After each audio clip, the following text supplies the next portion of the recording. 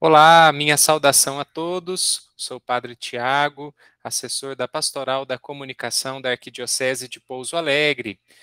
Nesta mensagem, neste vídeo, você acompanha uma oficina com o Antônio Décio de Carvalho.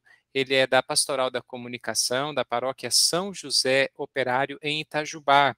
Ele é jornalista, pós-graduado em jornalismo aplicado e revisão de textos, mestrando em Educação em Ciências pela Universidade Federal de Itajubá, Unifei, e também servidor público federal. Além disso, o Décio também colabora com os GTs, com os grupos de trabalho da Pastoral da Comunicação da Arquidiocese de Pouso Alegre, colabora também revisando textos para o nosso site e as publicações da nossa pastoral. Décio, seja muito bem-vindo. Bom dia, Padre Tiago. Bom dia também a todos os nossos companheiros, né, os membros da pastoral, os padres, outros ministros ordenados da nossa arquidiocese, né, que também estão acompanhando, e todos aqueles a quem esta formação possa chegar. Então, uma grande alegria estar com todos vocês, estar aqui com o Padre Tiago, e dispostos, né, a passar um pouquinho de formação e de informação, né, daquilo que faz parte do nosso dia a dia, né, de trabalho, também de atuação na igreja. Então, com muita alegria que estamos aqui e dispostos a ajudar a todos nesse sentido. Muito obrigado, Décio. Você, no vídeo de hoje, acompanha uma oficina que o Décio nos proporciona sobre a escrita de textos jornalísticos, a elaboração de textos para notícias, que você pode aproveitar na pastoral da comunicação da sua paróquia, da sua comunidade. E escrever é uma arte que vamos aprimorando a cada dia. Décio, muito obrigado, seja muito bem-vindo e eu passo a palavra para você. Eu agradeço, então, mais uma vez, Padre Tiago, né? Então, nós vamos tentar, nesse pequeno período, né, que estamos aqui nessa formação, passar um pouco dessa informação, desta formação e informações, né, a respeito de técnicas, né, que possam nos auxiliar, principalmente na elaboração de notícias, de conteúdo para os nossos sites, para também os outros veículos, né, de comunicação das nossas paróquias, das nossas comunidades. Muitas das comunidades ainda têm, né, o chamado jornalzinho, o informativo impresso, né. Então, essas técnicas, esses conhecimentos que nós vamos tentar passar, eles servem tanto para a elaboração de notícias, né, para o site, como também para, para jornais, né, para veículos impressos de maneira geral. E também não deixam de atender as pessoas que atuam, de certa maneira, aí no rádio e também na televisão. Hoje nós temos uma realidade de que muitas paróquias, né, muitas pastorais da comunicação de paróquias estão na realidade do vídeo, né, principalmente dos canais do YouTube. Então, essa comunicação, por mais que ela seja voltada para o aspecto do impresso, mas ela pode ser bem aproveitada nos outros canais também, né, como rádio, televisão. Então, eu vou falar basicamente aqui sobre uma técnica do jornalismo que é conhecido como lead, né? Em inglês, então, lead, L-E-A-D, e a forma também já foi aportuguesada para o português, que é lide, né? L-I-D-E. Se vocês acompanham aí na nossa apresentação do Word, em jornalismo, então, o lead, né, já aportuguesado, esse termo lead, que é do inglês lead, em latim incipit, é a primeira parte, se nós pudermos falar assim de maneira bem resumida, é a primeira parte de uma notícia. Então, vamos dizer assim, é o parágrafo inicial, né, aquele parágrafo que chama a atenção, que deve chamar a atenção do leitor. e que deve prender o eleitor para que ele continue ou não a sua leitura, né? É lógico que a gente pretende que o leitor continue a leitura, né? Então, geralmente, o primeiro parágrafo, com 2 linhas, né, isso aqui não é uma regra, posto em destaque que fornece ao leitor informação básica sobre o conteúdo que está sendo ou vai ser tratado, né, no texto. Então, essa expressão inglesa, lead, tem, entre outras explicações, uma tradução de primeiro, né, de guia, ou aquilo que vem à frente, uma espécie de introdução, né? Então, se nós pudermos dar assim uma orientação, assim, a gente sugeriria que os textos no jornalismo, isso aqui é uma orientação que eu gosto muito de passar, assim, quando a gente quer fazer textos objetivos, claros, e que não podem ocupar muito espaço, por vários motivos, né? Então, eu costumo sugerir que um texto normalmente precisa, né? Ele necessita ser produzido basicamente com uma introdução, que seria esse lead, o desenvolvimento em si, que poderia ser de 2 a 3 parágrafos, e uma conclusão, que seria o último parágrafo. Então, um texto bom de jornalismo, um texto objetivo, um texto que não se delonga demais, é um texto que teria aí de 20 a 30 linhas. Constituído basicamente, assim, se nós considerarmos que um parágrafo tem, em média, 5 linhas, então poderiam ser 4 parágrafos de 5 linhas, daria em torno de 20 linhas, ou 5 parágrafos de 6 linhas, que daria 30, ou até 6 parágrafos de 5, que também vai dar 30. Mas isso aí é uma média, né? Pode ser 20 linhas, 25 linhas, 30 linhas. É o ideal, né? Se nessas 20 linhas, nesses 4 parágrafos, nós conseguirmos desenvolver essa ideia de uma introdução, um desenvolvimento, né, nos 2 parágrafos seguintes, e uma conclusão no parágrafo final, seria o ideal, né? Lógico que a gente trabalha com técnicas que nos ajudam, mas elas não servem para nos prender, né? Antes, para nos auxiliar. Seguindo um pouquinho aí, os outros parágrafos nos dizem que o lead é um elemento fundamental para a funcionalidade do texto jornalístico, que expressa a função de das linhas iniciais de uma matéria, no intuito de atrair e conduzir o leitor aos demais parágrafos. É aquilo que eu falei no início, né? A função do lead é justamente de fazer com que o leitor ele tenha esse gosto, né? Por continuar lendo o texto. E na realidade que nós vivemos hoje, nessa realidade do mercado, da globalização, nós sabemos que a nossa vida anda muito corrida, né?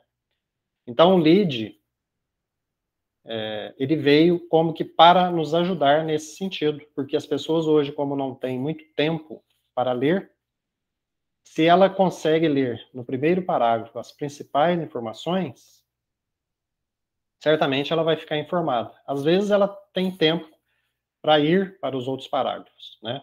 Mas às vezes não, nessa vida corrida que a gente leva. Então vocês vão ver que essa técnica do lead, ela é uma ajuda, mas às vezes ela recebe até críticas, né?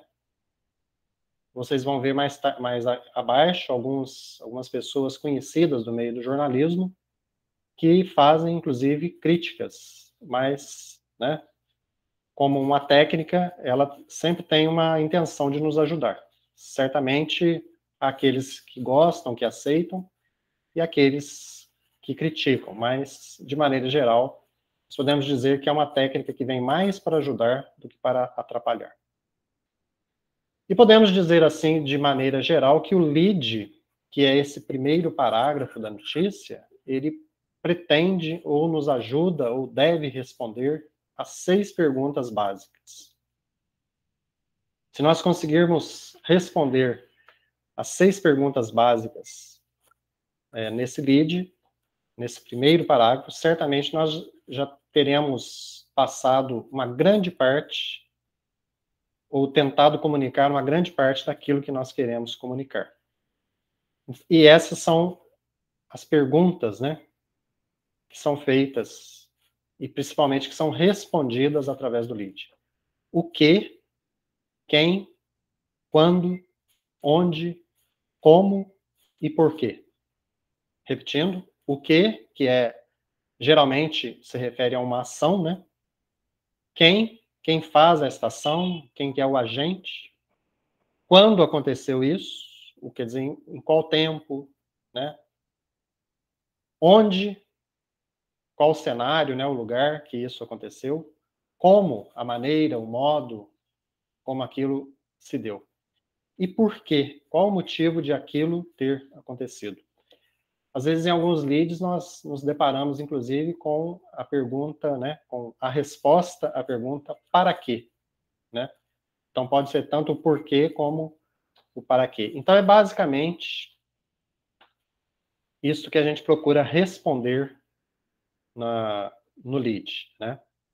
Eu acredito que muitos de nós, mesmo que não sejamos da área do jornalismo, né, da área da comunicação profissional, lá no ensino, talvez no finalzinho ali do ensino fundamental ou no ensino médio, lá na disciplina de português, tenhamos visto a questão dos tipos de textos, né? Os tipos de narrativas, os gêneros. E em alguma parte, algum momento lá, a gente viu a questão do gênero jornalístico. E nos lembramos de que a professora nos falava sobre isso, né? Então, pode ser que isso aqui esteja sendo uma informação que você já teve lá na sua época de ensino fundamental, no finalzinho, ou no ensino médio. E as respostas a essas perguntas, elas revelam o acontecimento central da história. Então, é o principal daquilo que a gente quer informar, né? No caso de não conseguir colocar todas as informações no início, o jornalista, né, o redator daquela informação, ele tem a opção de colocar o restante no que a gente chama de sublead, que representa o segundo parágrafo do assunto noticiado. Então, quando eu estou falando ali, se voltarmos naquele esquema da introdução, desenvolvimento, né, e conclusão, esse sublead aqui, ele estaria ali já no segundo parágrafo, como já ali basicamente no desenvolvimento da notícia. Porque às vezes, muitas vezes a gente não consegue, no primeiro parágrafo, responder a todas essas 6 perguntas, né?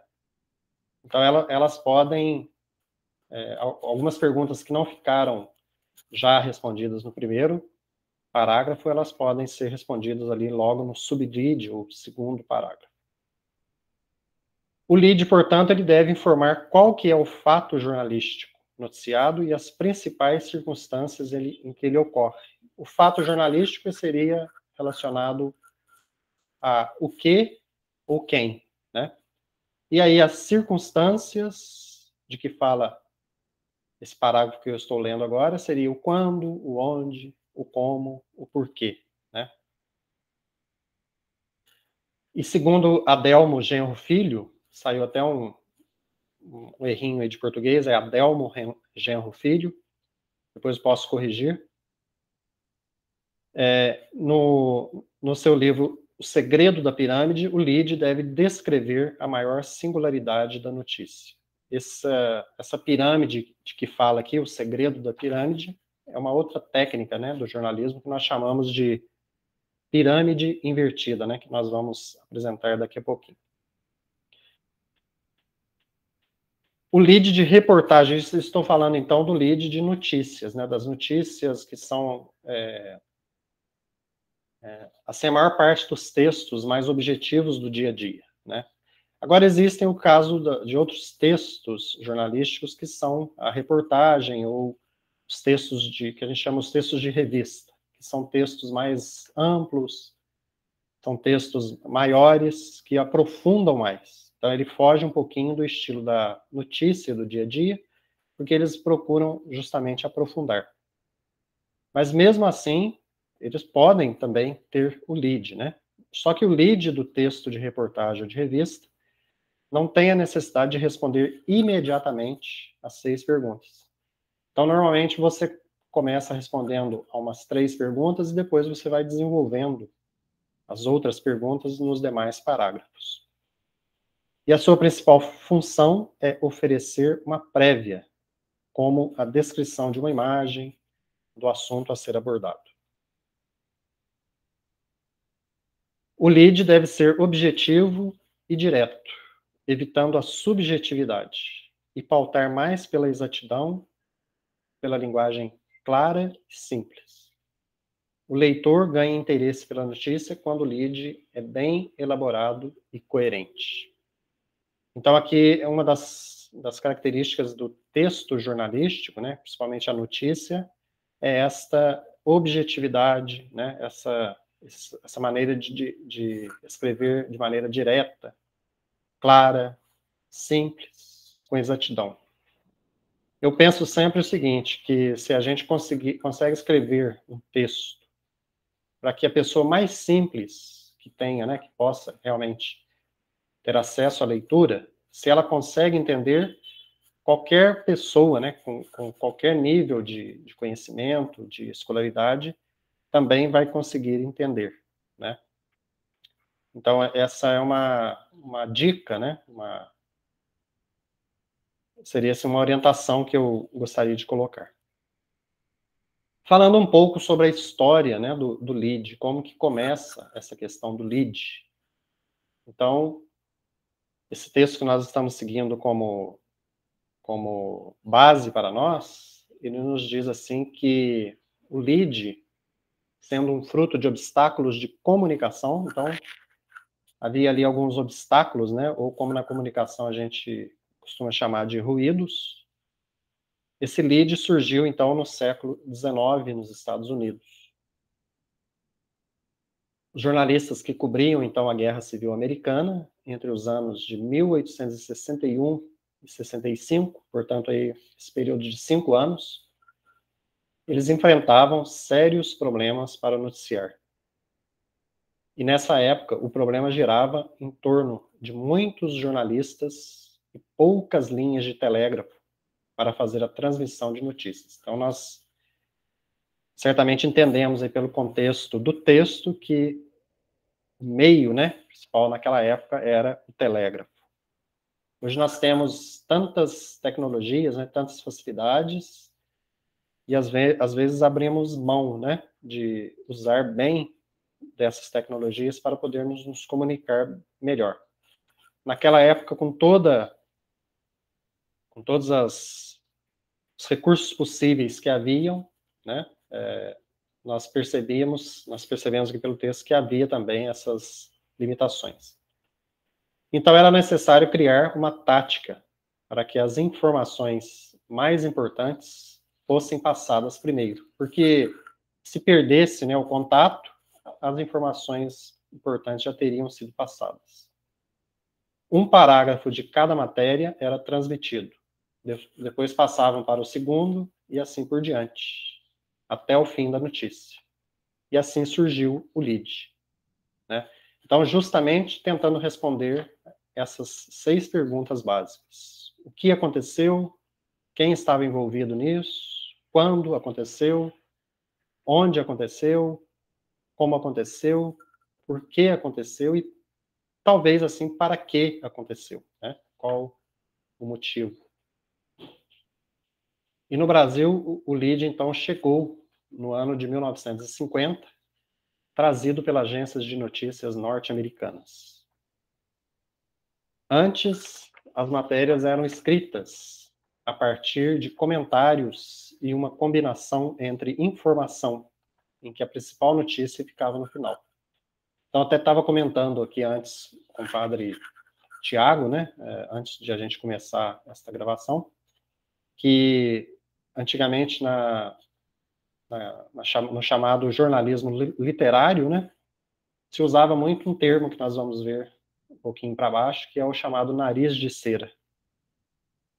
Então, continuando aí o texto, esse período foi responsável pelo declínio do jornalismo literário, que era desenvolvido desde o princípio da imprensa. Então, muitos dos que atuavam no jornalismo, né, até então, até a década de 50, eram pessoas que vinham muito da área da literatura, né, os escritores, romancistas, e pessoas que trabalhavam, né, em empresas jornalísticas também, mas a maneira de se apresentar as notícias era muito diferente de como hoje a grande mídia apresenta.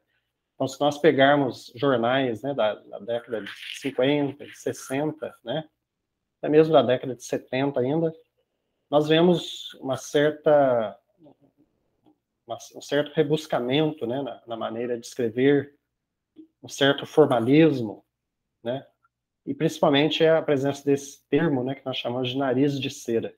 É um jargão do meio jornalístico, em que se fazia toda uma introdução no início, né, contava-se toda uma história e depois a notícia em si, o fato em si, era colocado às vezes lá no final da matéria, né? Então hoje essa técnica do lead procurou inverter isso, né? Coloca-se primeiro o que é mais importante e depois as coisas secundárias, né? Os assuntos secundários vêm sendo apresentados numa certa hierarquia. Então, após a chegada do lead, se desencadeava mais uma estruturação para o texto jornalístico, a chamada pirâmide invertida, que é também uma técnica do jornalismo de hierarquização dos fatos. Então, normalmente nós colocamos na ordem decrescente, né? Os fatos mais importantes para os fatos menos importantes, né? Na ordem decrescente de relevância dos fatos.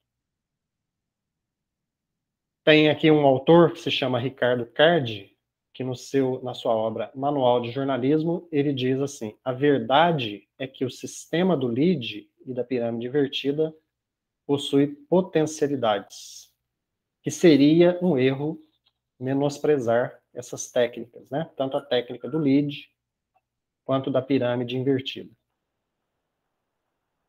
Por isso, é importante que o jornalista tenha domínio da técnica da construção da notícia. E aqui eu estou falando do jornalista, mas é lógico, como essa formação é aberta para outras pessoas, né, também que não tenham necessariamente a formação de comunicação social, seja de jornalismo, seja de publicidade e propaganda, seja de relações públicas, ou que atuem profissionalmente nessa área da comunicação social, mas é voltada também para aqueles que estão, principalmente aí nas nossas comunidades, nas nossas paróquias, na nossa arquidiocese, mexendo a todo momento com a questão do texto, né? Então, principalmente para quem vai noticiar fatos, comunicar fatos por meio do gênero jornalístico notícia, então essas técnicas muito nos ajudam. Então, repetindo, né? É importante que aquele que escreve, o jornalista, o redator, quem está responsável por esta leitura do texto, tenha domínio dessas técnicas, né? Tanto do lead como da pirâmide invertida. O lead permite que a resposta se estruture no esquema da pirâmide invertida. Então, essa pirâmide invertida, né? Muitos podem até perguntar, por que não é triângulo invertido, né? Mas é pirâmide invertida, porque a base de uma pirâmide, ela sempre fica para baixo, né? Essa parte maior, que nós estamos vendo aqui no exemplo, a parte que está invertida seria na pirâmide a sua base, né? Então, aqui nós estaríamos vendo apenas um lado da pirâmide, é claro, né? Porque a pirâmide, elas são vários lados, mas essa base dela estaria invertida. Então, a parte principal dessa representação, né, significa que o quê? O clímax da notícia ela está primeiro, quer dizer, os assuntos principais, o lead. Depois nós vamos fazer o desenvolvimento da história, que seria aqueles 3 parágrafos ou 2 parágrafos, né? E, por fim, a conclusão. Então, das coisas mais importantes, nós partimos para as coisas menos importantes.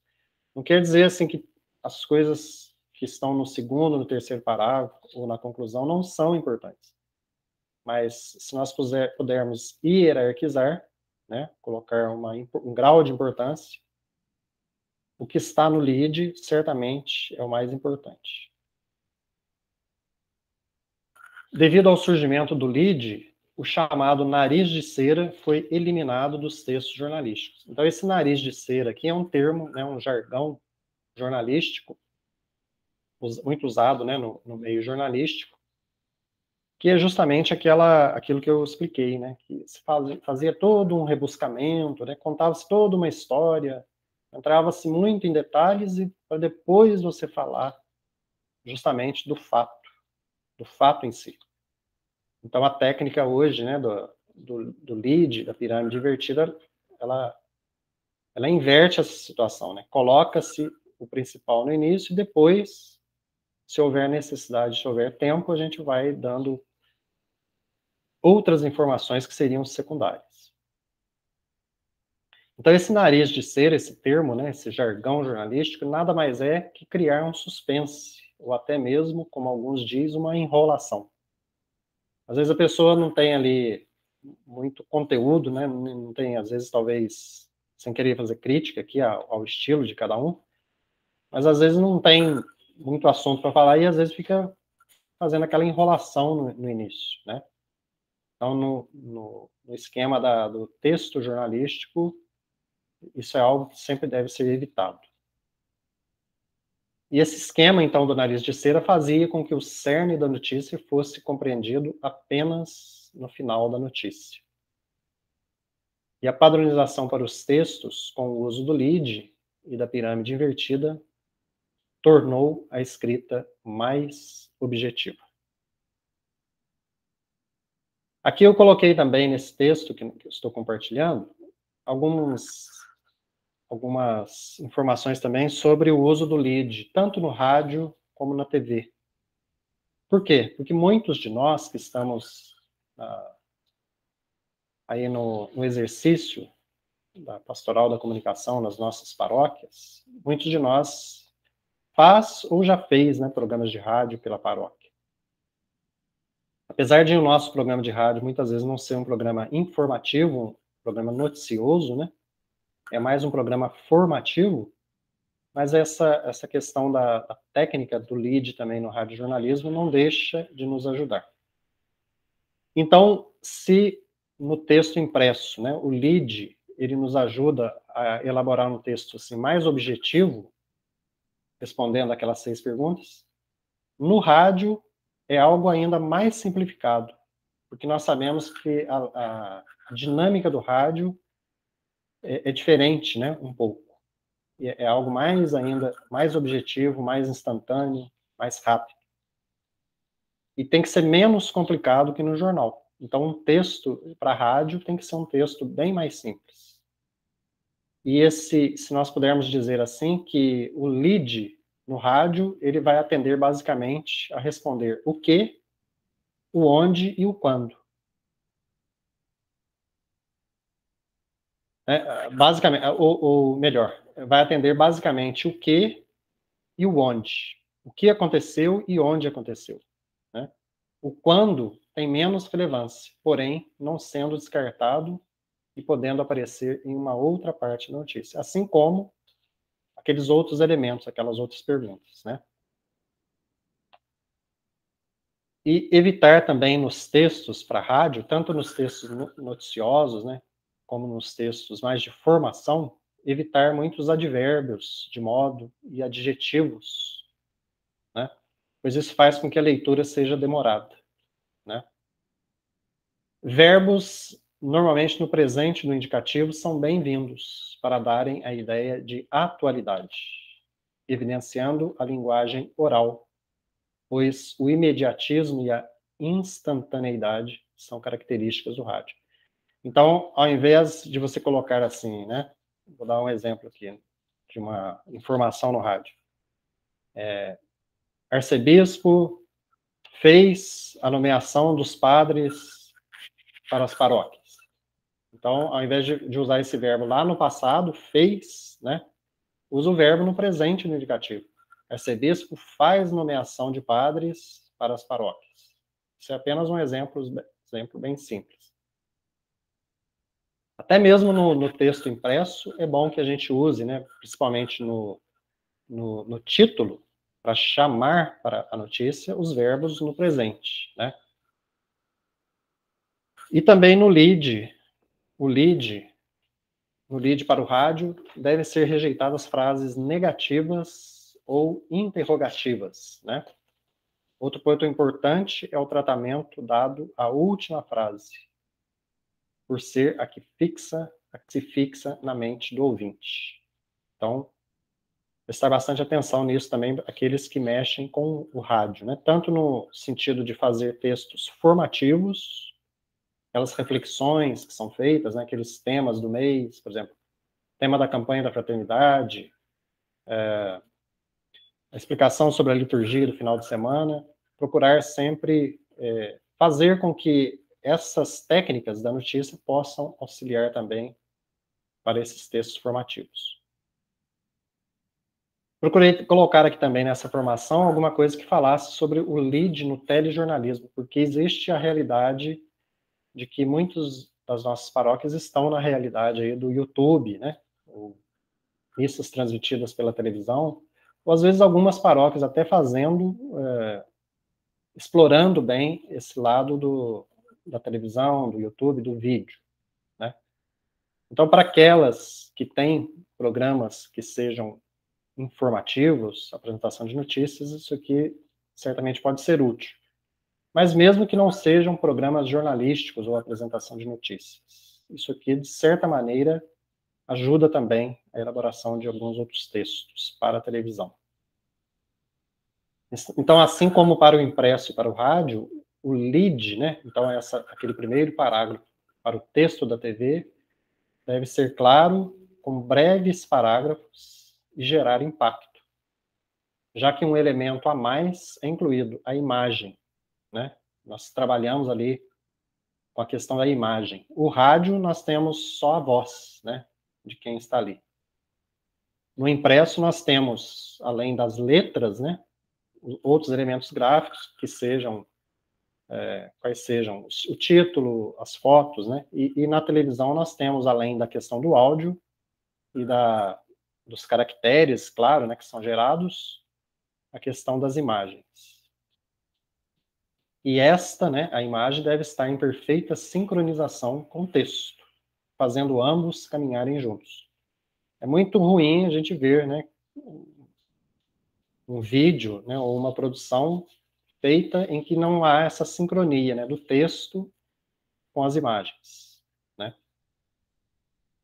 E o lead na televisão, num programa, né, num programa informativo ou formativo, pode ser dito pelo repórter ou antecipadamente na introdução do assunto anunciado pelo apresentador. Normalmente, quando são feitas as chamadas, né, esses grandes jornais que nós vemos aí na televisão, das grandes emissoras, o que é a manchete em si, a apresentação? É basicamente a apresentação do lead da matéria, né? Então, muitas vezes o apresentador chama aquela matéria e o repórter vai meio que, no início da sua matéria, repetir aquilo que o apresentador já disse, né?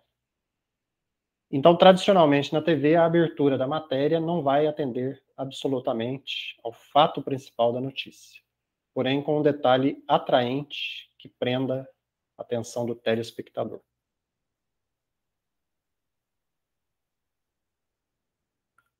Então, a combinação entre imagem e texto, o título que corresponde ao lead do jornal impresso, são os principais atributos do lead no texto para o telejornalismo. Vou repetir.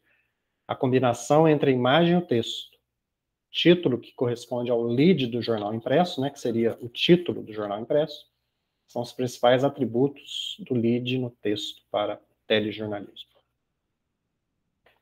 E com relação a ao lead, como eu falei, é lógico que ele existe, né, para nos auxiliar, é uma técnica, ela tem um sentido de ser, mas há aqueles também que fazem críticas, né, principalmente pela lógica de ser usada nesse contexto de mercado, de globalização em que nós estamos, né, de correria, de coisa dinâmica, né, de pressa que nós vivemos.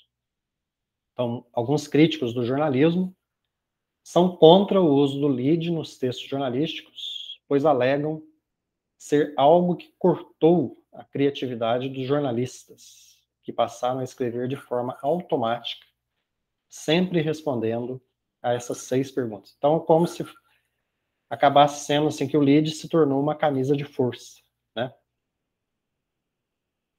Certamente não deixam de ter razão na sua crítica que fazem, né? Mas isso aí também não quer dizer que o jornalista que segue essa técnica, ele não possa ser criativo no seu texto, né?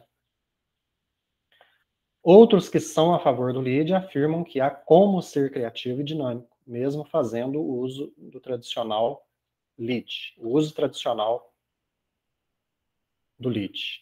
Então é aquilo que eu falei para vocês, no desenvolvimento dos outros parágrafos, né, o jornalista, o escritor, quem está redigindo, ele pode ser criativo. Eu, particularmente, eu gostaria de citar aqui uma repórter da TV Globo, que eu, particularmente, gosto muito da maneira como ela apresenta os seus textos, né, na televisão. Já é uma jornalista mais experiente, que é a Neide Duarte. Ultimamente, se não me engano, ela tem feito algumas reportagens para o programa Globo Rural, aos domingos. Mas a maneira como ela apresenta o seu texto é muito dinâmico, é muito criativo. Mesmo ela apresentando, né, não deixando de apresentar no início o lead.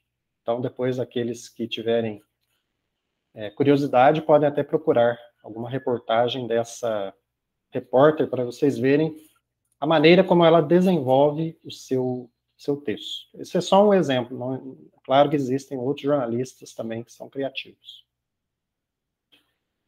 E para Dimas Kanch, que é um jornalista e filósofo, o jornalismo sem o lead seria melhor, aqui dentro das críticas, tá, o lead, pois argumenta que o mundo nem as pessoas cabem em um simples lead. É lógico, né?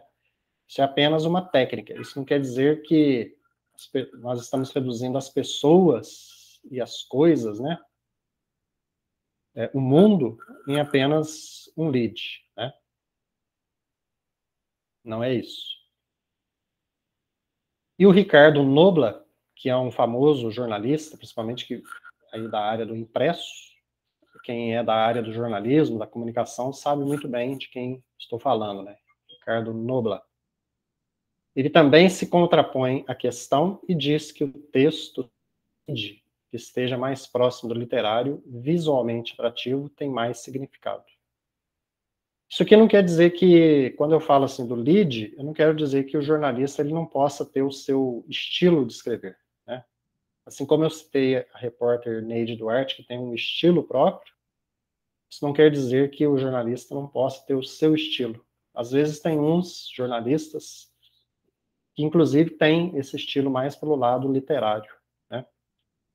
Mas, assim, esse estilo de texto, ele cabe mais para alguns tipos de veículos, né, ou de veiculações dentro do próprio jornalismo, né. E eu vou dar aqui também o nosso tempo não dá assim para a gente explorar muita coisa, né, mas o básico eu estou tentando passar aqui. E depois, mais em futuras formações, a gente pode passar outras ideias. Então, eu procurei pegar no site do Estadão. O Estadão é um famoso jornal, o Estado de São Paulo, né, que é uma base de referência para muitos jornalistas, né. principalmente pelo seu manual de redação, né? Eu tenho até aqui nas minhas mãos esse manual do Estadão, que hoje, inclusive, já se encontra disponível também online, né? E aí, numa dos materiais que o Estadão nos coloca sobre o lead, ele nos dá exemplo de leads objetivos e diretos para os meios impressos. Então, vou dar aqui 3 exemplos para vocês e a gente pode ver aqui, né? O primeiro diz assim: as mulheres... Isso aqui é a introdução de uma notícia, tá? É o primeiro parágrafo. As mulheres se envolvem cada vez mais no tráfico e uso de cocaína e crack em São Paulo. Os dados divulgados ontem pela Polícia Paulista revelam que das 980 pessoas presas em flagrante no ano passado, 229 eram mulheres. Elas começam a fumar crack ou a cheirar cocaína em festas com os amigos ou namorados, revelou o delegado Fernando Vilhena. Quando o fornecedor desaparece, passam a roubar e a fazer de tudo para conseguir a droga. Então aqui vocês percebem que, nesse primeiro parágrafo, o jornalista ou a jornalista tentou passar aqui já no primeiro parágrafo, responder aquelas 6 perguntas, né? Inclusive aqui já colocando a fala de quem foi entrevistado para essa entrevista. Então, o que está aí entre aspas, no caso, se refere à fala do delegado Fernando Vilhena, que foi certamente um dos entrevistados para a elaboração dessa notícia. Então, esse é o primeiro parágrafo dessa notícia. Aqui um segundo modelo, segundo exemplo, de uma outra notícia. A que foi classificada como a nevasca do século nos Estados Unidos matou pelo menos 100 pessoas e bloqueou aeroportos, estradas e edifícios com uma camada de até 80 centímetros de neve.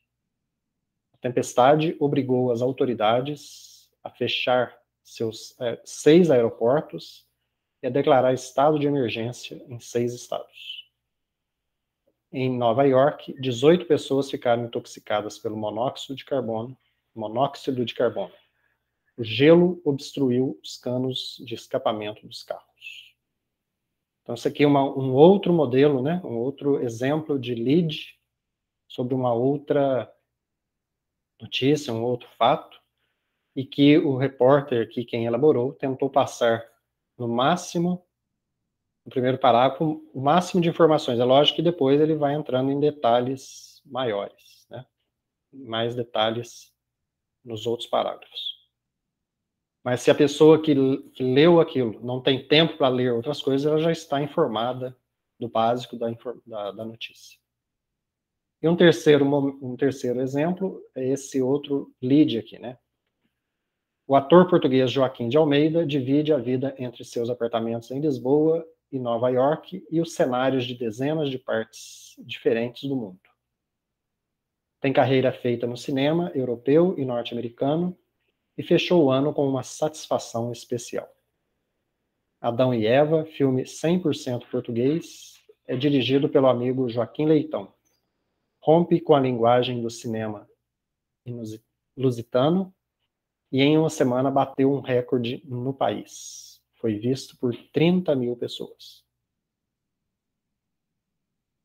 Então, nos 3 casos apresentados, todas as informações importantes constam da abertura. E qualquer pessoa que tivesse lido apenas essas linhas já estaria razoavelmente informada sobre o assunto.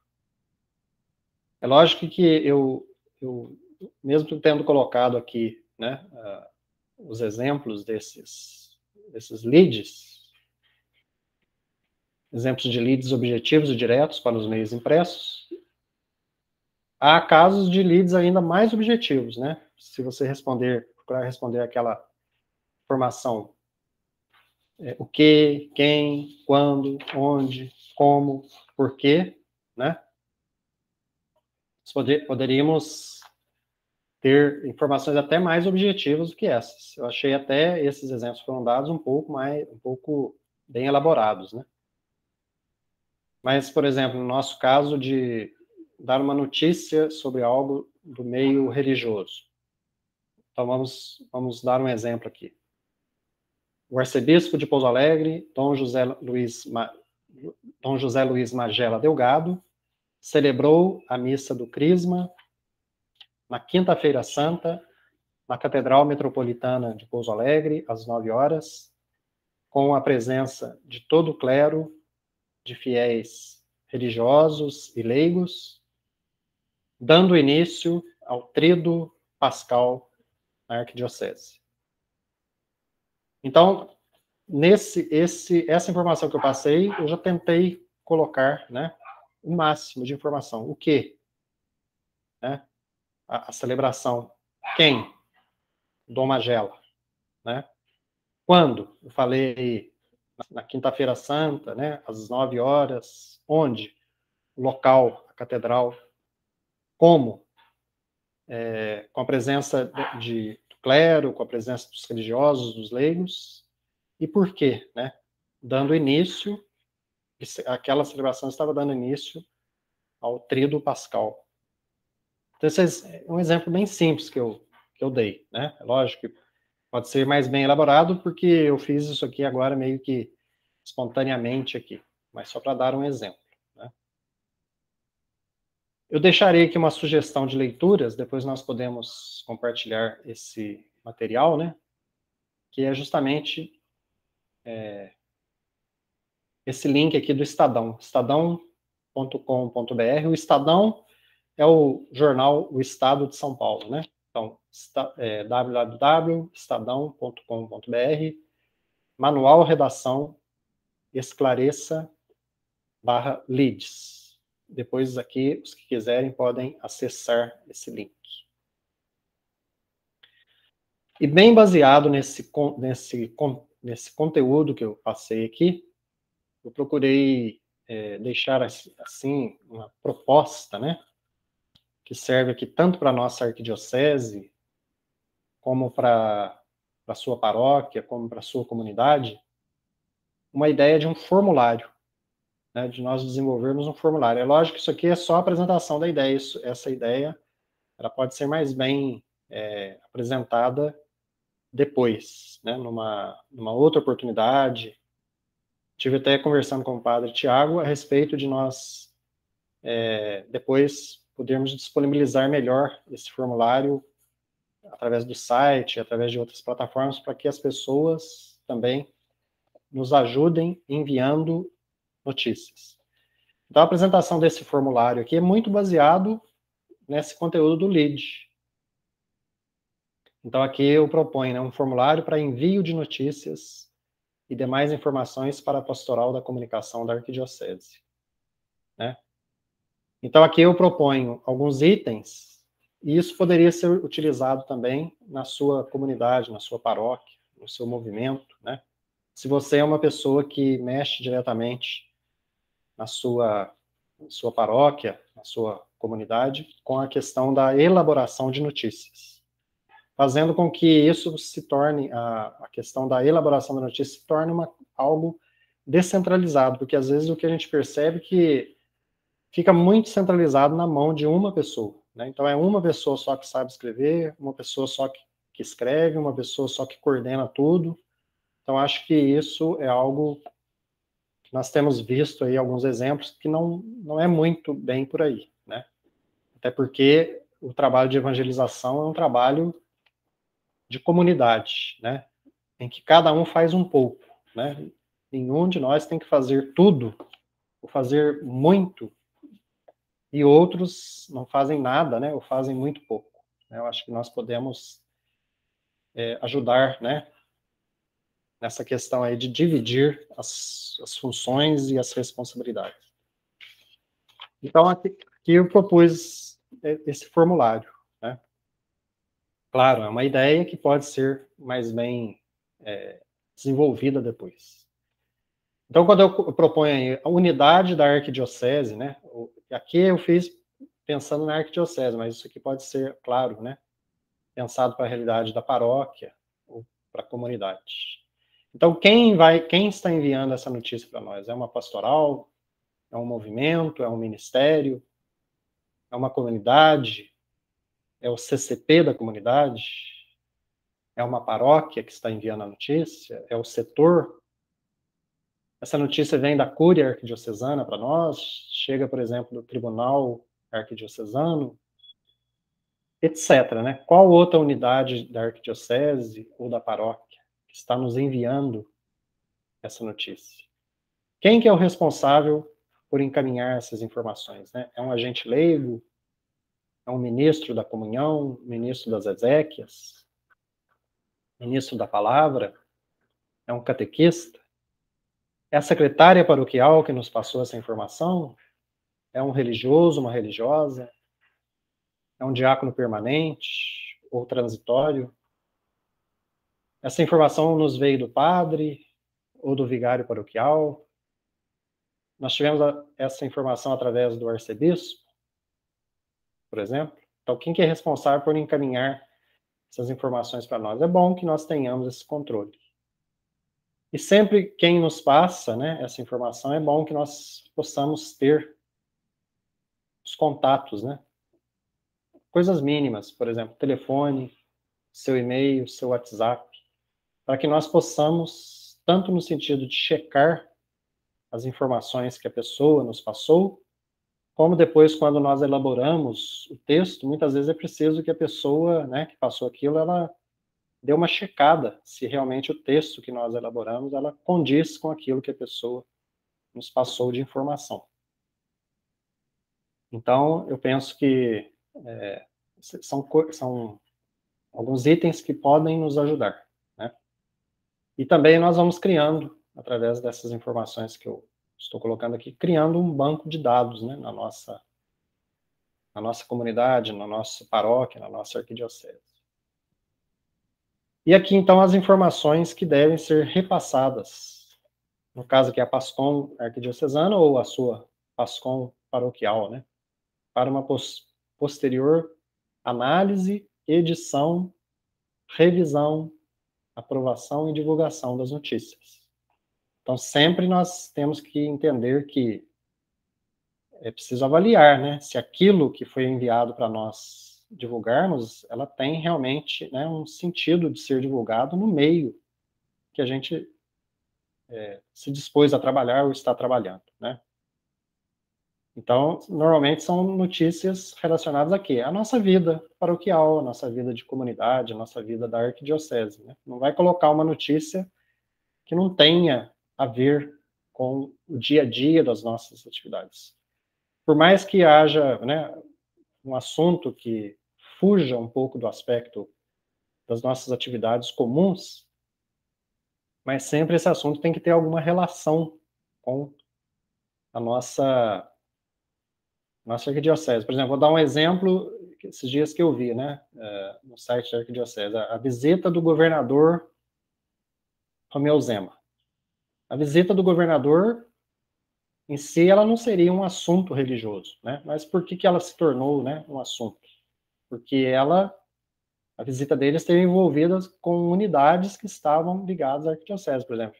Fez a visita lá, né, na rádio D2, se não me engano, acho que era isso a notícia.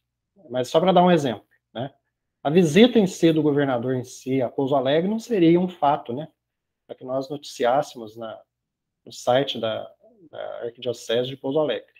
Só se ela tivesse realmente alguma ligação, essa visita do governador tivesse alguma ligação com a Arquidiocese, como, enfim, teve, né?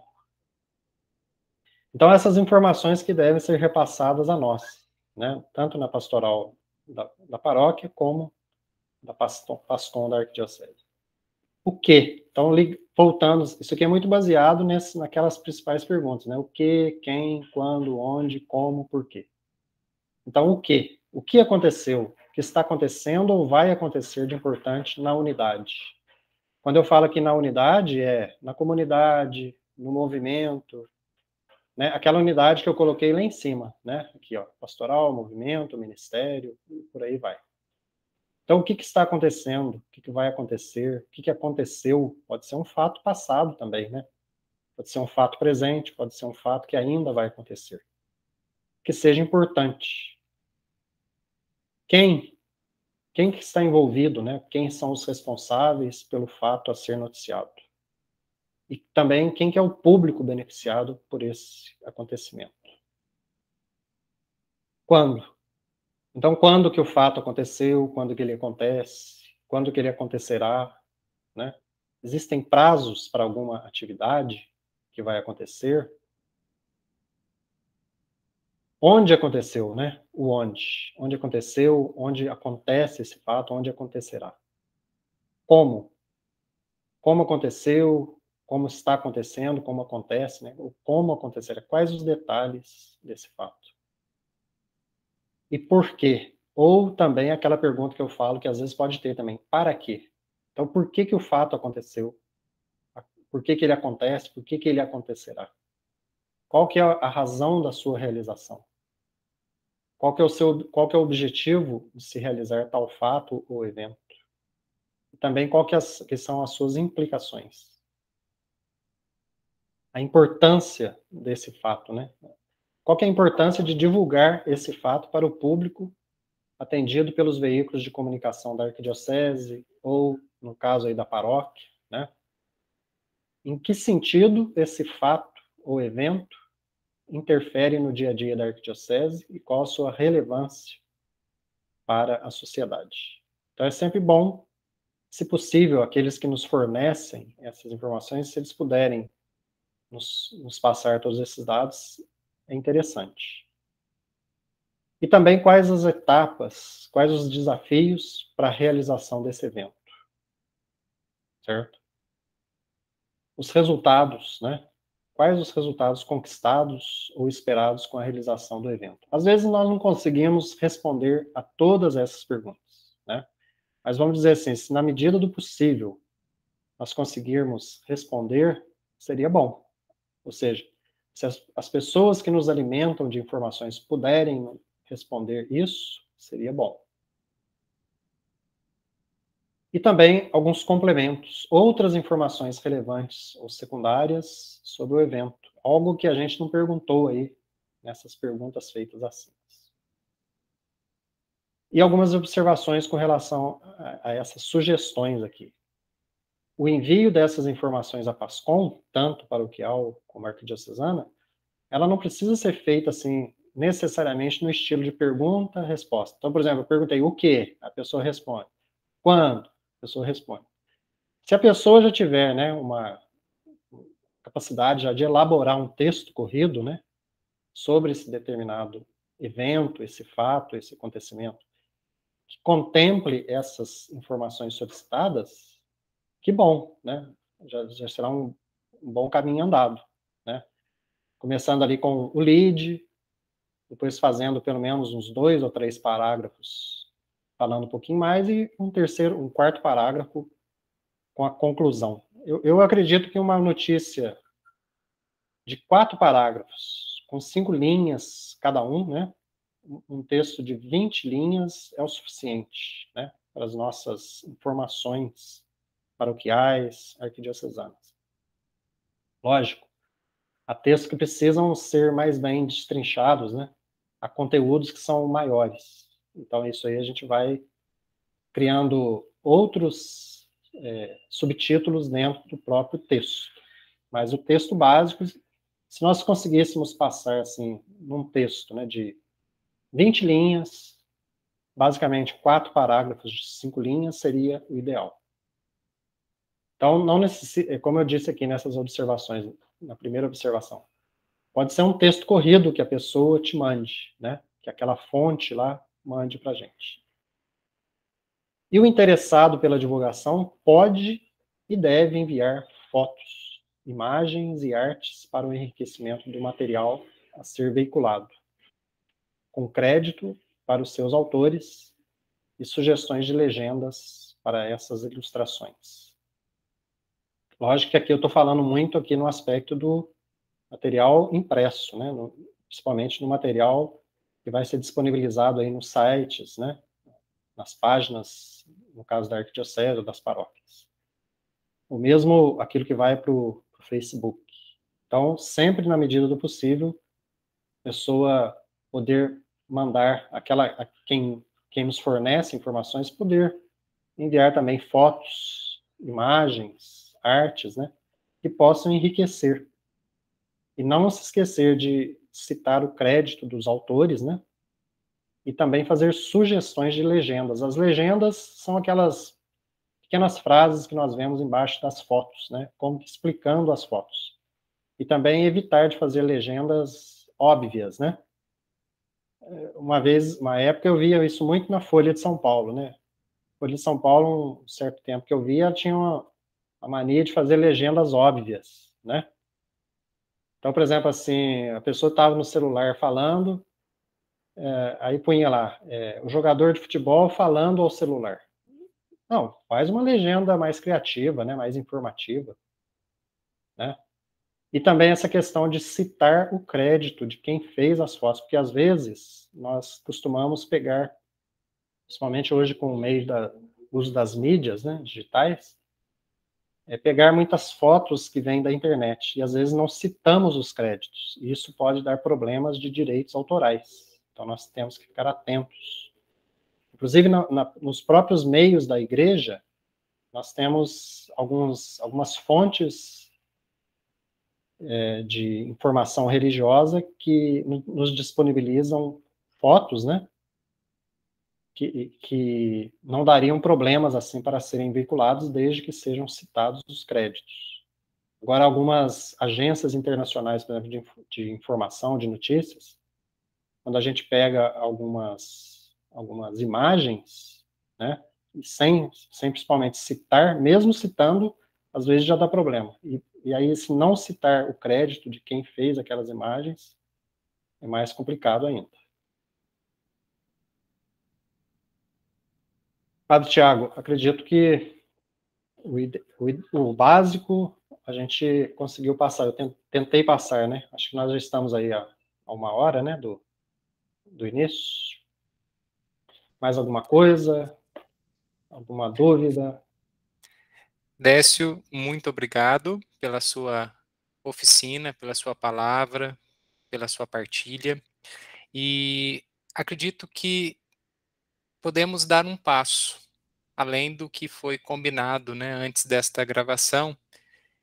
Se você pudesse encerrar a transmissão que você faz do seu Word, eu gostaria de compartilhar uma matéria do nosso site, para Uhum. que você pudesse dela, né, a partir dela, dar alguns exemplos que você já fez ao longo da sua fala, mas já que nós estamos, né, fazendo toda esta gravação para a Pastoral da Comunicação da nossa arquidiocese, que é claro também poderá ser acessada por outras pessoas, gostaria que você desse o seu comentário a respeito de uma matéria, isso não estava combinado, né? E esta semana, hoje é 21 de maio, nós chegamos ao número 100, a matéria centésima do nosso site, contando a partir de 8 de setembro, quando foi, né, que eu comecei a colaborar na Pastoral da Comunicação a pedido do nosso arcebispo Dom Magela. De 8 de setembro até o presente, já escrevemos 100 matérias no site. Esse número é bem maior, contando também as homilias do Padre Dirley, os artigos do Padre Paulo Adolfo e outras postagens que nós fazemos. Vou compartilhar aqui para aqueles que nos acompanham. Vocês poderão ver uma matéria, a matéria 100, número 100, do nosso site. Assim que for possível visualizar, Décio, é só me sinalizar, por favor. Uhum. Tá Perfeito, projetado já. obrigado. O nosso site, arquidiocesepa.org.br, vocês estão acompanhando aí a nossa matéria número 100. Daí eu deixo a palavra para o Décio, para ele fazer o seu comentário, título, lead, imagens, legenda, enfim, desenvolvimento, informações e créditos ao final. Fique à vontade, Décio. Então, aí, aqui é um exemplo, né, de notícia postada no nosso site. Então, se nós pudermos já ver a questão visual, normalmente as nossas matérias, as matérias veiculadas no site, elas começam sempre com uma imagem que chama a nossa atenção, uma imagem que tem muito a ver com o título também, certamente. Então, o título aí, ó, e vamos atentar para a questão do verbo, né, que eu falei do verbo no presente. Santuários da Arquidiocese se preparam para a festa de Santa Rita de Cássia. Então, é uma notícia geral que fala de uma notícia de fatos que acontecem em vários locais da nossa arquidiocese. Então, ao invés de fazermos, né, várias matérias sobre as festas que vão acontecer em cada um desses lugares dedicados a Santa Rita, então fizemos uma matéria geral citando, né, todos eles. Então, aí, já de início, né, essa foto chamativa, o título, né, puder subir um pouquinho embaixo.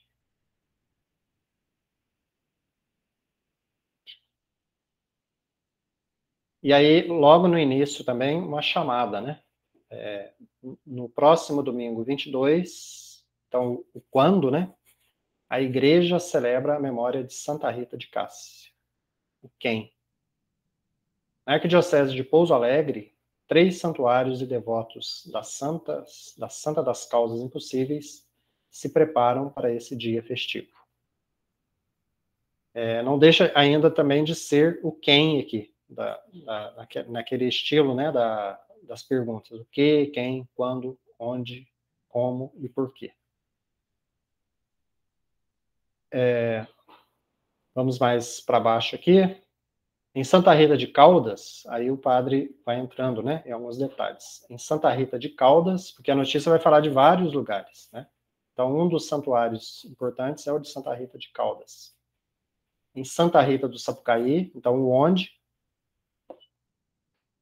Em Santa Rita de Caldas, Santa Rita do Sapucaí e Extrema, que são os 3 locais, né, da Arquidiocese, onde nós temos santuários dedicados a Santa Rita, e aí explica, né, cidades pertencentes ao território da Arquidiocese de Pouso Alegre, a 3 santuários, dos quais Santa Rita de Cássia é padroeira. Esses locais se dedicam à acolhida e ao atendimento espiritual de devotos que peregrinam para pedir a intercessão da Santa.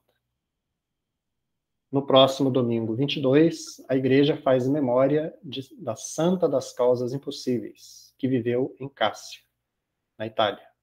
E é exemplo de amor e fé para os cristãos católicos, até hoje, atraindo milhares de devotos.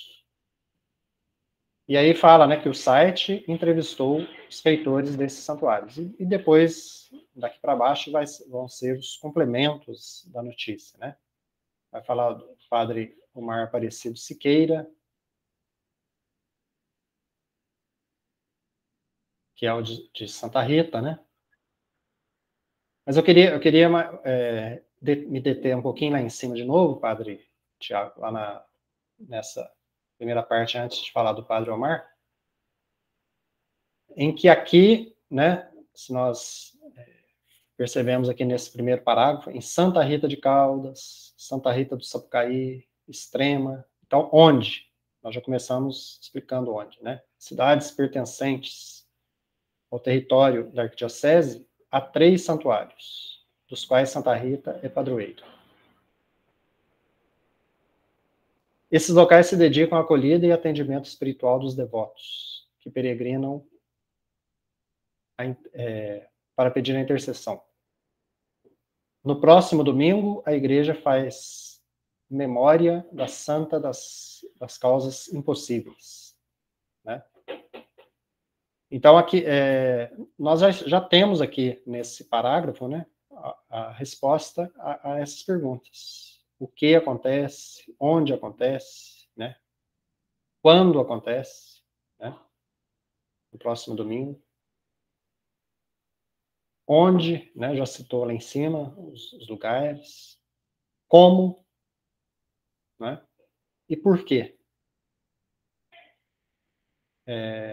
Esse como poderia ser, né, que esses lugares se dedicam à acolhida. E por quê? Porque a igreja faz a memória da Santa das Causas Impossíveis. Então, de certa maneira, vamos supor assim que se a pessoa que leu o início dessa notícia, ela não tenha muito tempo para ler o restante, mas o principal ela conseguiu absorver aqui, mesmo que ela queira mais informações. E é justamente a ideia do lead é convidar o leitor para que ele obtenha mais informações. E aqui foi dado, né, que foi colocado que o site entrevistou os reitores desses santuários. E aí vai falar de cada um. Se quiser ir abaixando, padre. Fala do Padre Omar, de Santa Rita do Sapucaí. Acho que não preciso ficar entrando muito em detalhes, né, padre? Posso mais passar rápido, né? Sim, sim, claro, perfeitamente. E aí também é aquilo que eu falei para vocês do uso dos recursos gráficos, né? Então, por exemplo, sempre ligado a uma informação, uma foto. E a foto legenda, né? A legenda da foto aqui. Então, no caso aqui, Cônego Benedito Ramon celebra a missa da novena de Santa Rita, em Santa Rita do Sapucaí. Ontem, no caso dia 17, acompanhado pelo Padre Omar, Padre Maicon Vinícius e Padre Gilmar. Então, é uma... Para quem está enfronhado ali na vida do dia a dia, poderia dizer assim, mas essa informação aqui é óbvia, mas é óbvia para quem está dentro daquele contexto. E mesmo para quem está dentro do contexto, eu não consideraria que seria uma legenda óbvia. Para muitas pessoas que às vezes estão ali na vida da paróquia, muitas às vezes não sabem o nome completo do padre, não sabe quem de fato presidiu, quem concelebrou. Então, às vezes a gente pensa assim que todas as pessoas podem ter as mesmas informações que nós temos, mas não. Né? Então, talvez assim uma legenda óbvia para essa foto seria padres no altar presidem missa para a comunidade presente na Assembleia. Isso seria uma legenda meio óbvia. Né? Então, sempre na medida do possível, criar legendas que sejam informativas. Né? Achei que é uma legenda razoável, boa, e que condiz com a foto. Né? Então, ela está colocada no lugar adequado, porque você falou primeiro da paróquia de Santa Rita do Sapucaí. Não teria sentido colocar uma notícia sobre Extrema e depois uma foto de Santa Rita do Sapucaí. Então, vamos fazer na ordem. Né? Mais para baixo ele fala aí do padre Mauro Ricardo, que é o reitor do santuário de Extrema. Né? E aí coloca também uma foto do santuário. Né? E aí citou aqui o padre Tiago, esse que nos acompanha nessa live. Ele estava celebrando missa da novena de Santa Rita de Cássia em Extrema. Ontem também, 17, acompanhado pelo padre Mauro Ricardo e pelo padre Carlos César, que são o pároco, né, e o vigário. Então também a foto condiz com a informação que veio acima.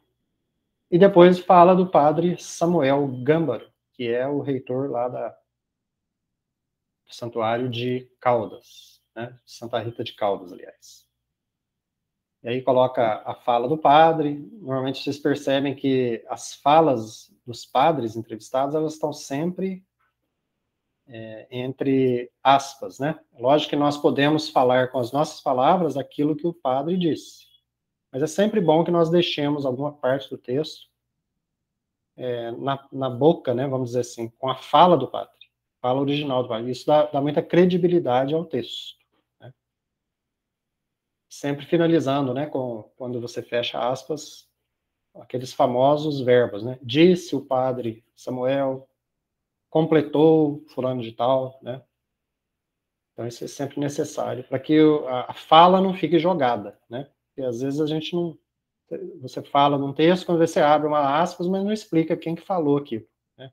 Ou explicar antes, ou explicar depois. Então, por exemplo, você está falando lá no seu texto e fala assim, o padre, pároco, o reitor do santuário, explica o motivo de tal acontecimento. Aí, 2 pontos, abre aspas.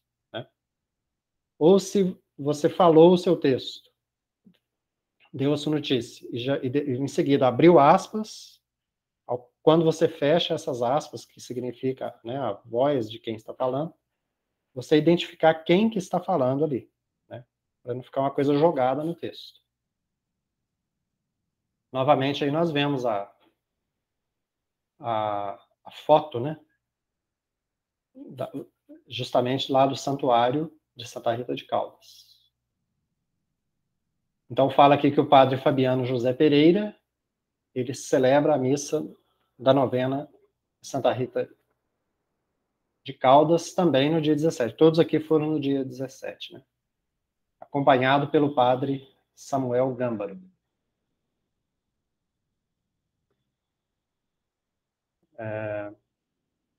Então, normalmente, nós explicamos, né?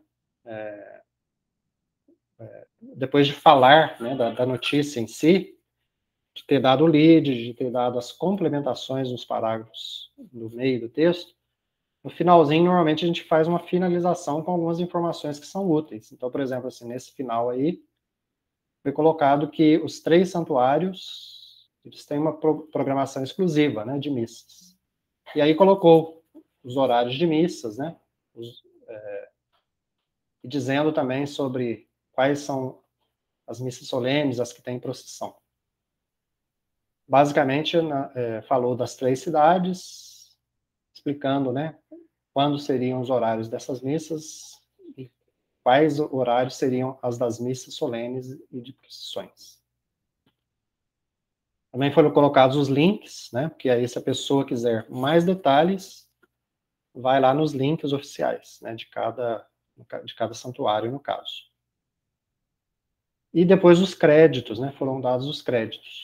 O texto, então, do padre Tiago de Oliveira Raimundo, sempre é bom, né, que se coloque esse crédito, né, de quem fez o texto. E as imagens. As imagens, então, são geradas pelas equipes da Pastoral de Comunicação dos 3 santuários, né, de Santa Rita de Cássia, em Extrema, Sapucaí e Santa Rita de Caldas. E depois uma pequena explicação embaixo sobre aquela imagem destacada lá em cima, aquela imagem principal, né?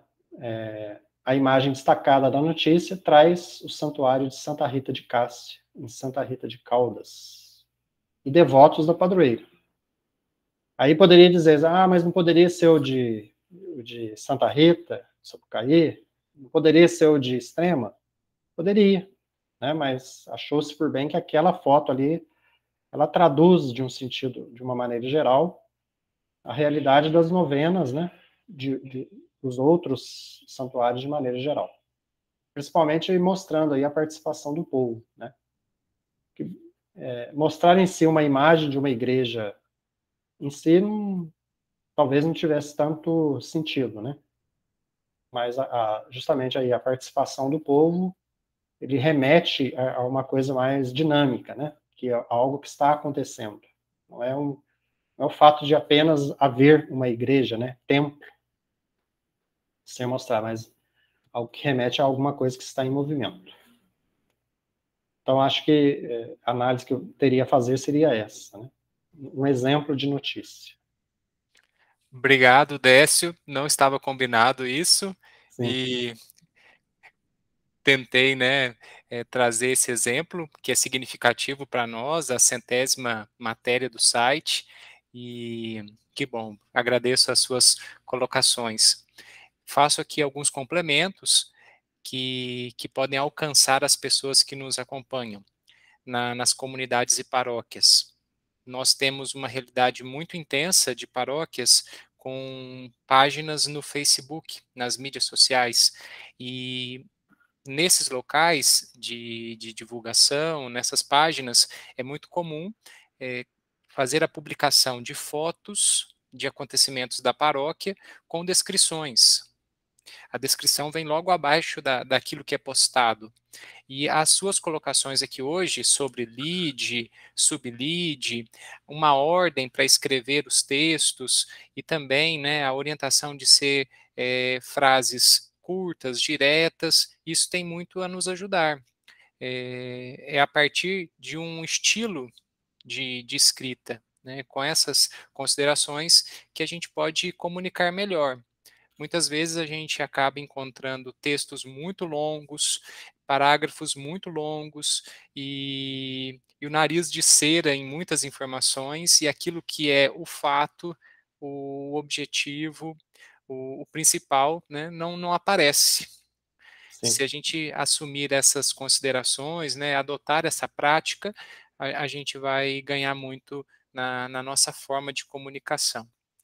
Um outro destaque que eu faço também, que você colocou, é sobre o uso de imagens. A CNBB nos orienta que devemos usar imagens gratuitas disponibilizadas para isso e também imagens do Vaticano, do Papa Francisco e de outros institutos de comunicação da Igreja, apenas imagens liberadas.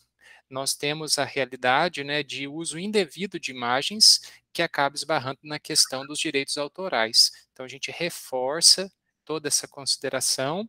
A CNBB lançou uma cartilha orientando a respeito disso, e agora, em poucas palavras, né, eu reforço o uso, a adoção dessas medidas da CNBB para evitar a questão de multas e também de penalidades para a igreja, para a arquidiocese e as paróquias.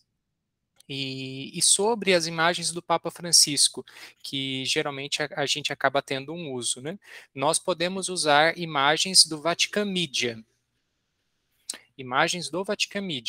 e imagens que tenham essa referência Vatican Media como a autoria da imagem.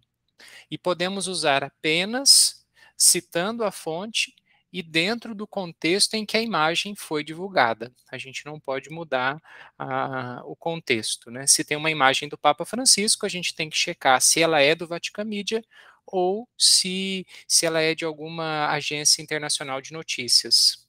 Se for de alguma agência internacional de notícias, nós não podemos usar, mesmo sendo da Igreja Católica.